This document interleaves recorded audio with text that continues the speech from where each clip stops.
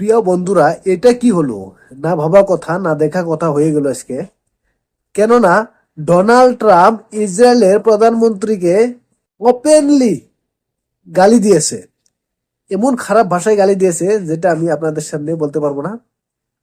আজকে সিএনএন চ্যানেলকে একটা ইন্টারভিউ দেওয়ার সময় যখন ডোনাল্ড ট্রাম্পকে জিজ্ঞেস করা হয় সিজফায়ার নিয়ে, যে সিজফায়ার হওয়ার পরেও কেন ইসরায়েল ইরানে বোমা হামলা করেছে, তখন হেপে গিয়ে ডোনাল্ড ট্রাম্প ইসরায়েলকে এমন একটা গালি দিয়েছে এবং বলেছে যে আমি ইসরায়েলের রূপে অনেক নারাজ, অনেক বেজার।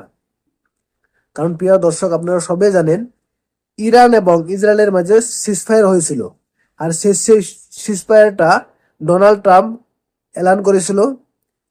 সিজফায়ার করার পরেও কিন্তু ইসরায়েল অবৈধভাবে ইরানে বিমান হামলা করেছিল।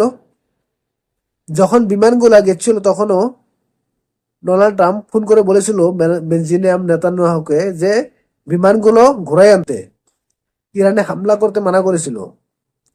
কিন্তু ডোনাল্ড ট্রাম্পের কথা শুনে নেই, ইরানে হামলা করেছে। সেই জন্য ডোনাল্ড ট্রাম্প অনেক রেগে আছেন এবং অনেক ক্ষেপে আছেন। এটা দেখে আমরা বুঝতে পারলাম যে ইসরায়েল কারো কথা শুনে না এবং আমেরিকার কথাও শুনে না।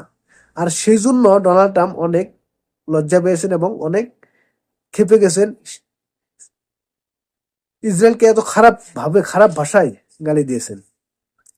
প্রিয় বন্ধুরা, আপনারা সবাই জানেন যে ইসরায়েল আর ইরানের মাঝে সিজফায়ার হয়েছে। সেটা নিয়ে পুরো বিশ্বতে, পুরো দুনিয়াতে অনেক ধরনের কথা চলছে। কিন্তু ইরান জুড়ে পুরা তারা ফেস্টিভ্যাল মানাচ্ছে।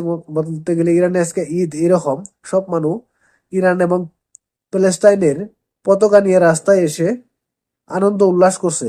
তারা নাকি বিজয়ী হয়েছে। এই যুদ্ধ 12 দিনের যুদ্ধ নাকি ইরান বিজয়ী হয়েছে এবং ইসরায়েল পরাজয় হয়েছে। সেটা তারা তেহরানের রাস্তাঘাটে নেমে আনন্দ উল্লাস করছে।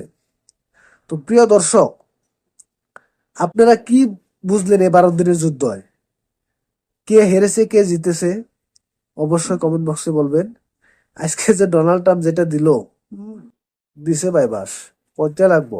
পুরা দুনিয়ায় দেখছে, পুরা দুনিয়ার সামনে ইসরায়েলকে এক ঘোড়া করেছে। কারণ আপনারা সবাই জানেন যে পুরা দুনিয়াতে ইসরায়েলের কোনো বন্ধু নাই, একমাত্র আমেরিকা। আমেরিকার বাইরে আর কোনো বন্ধু নাই।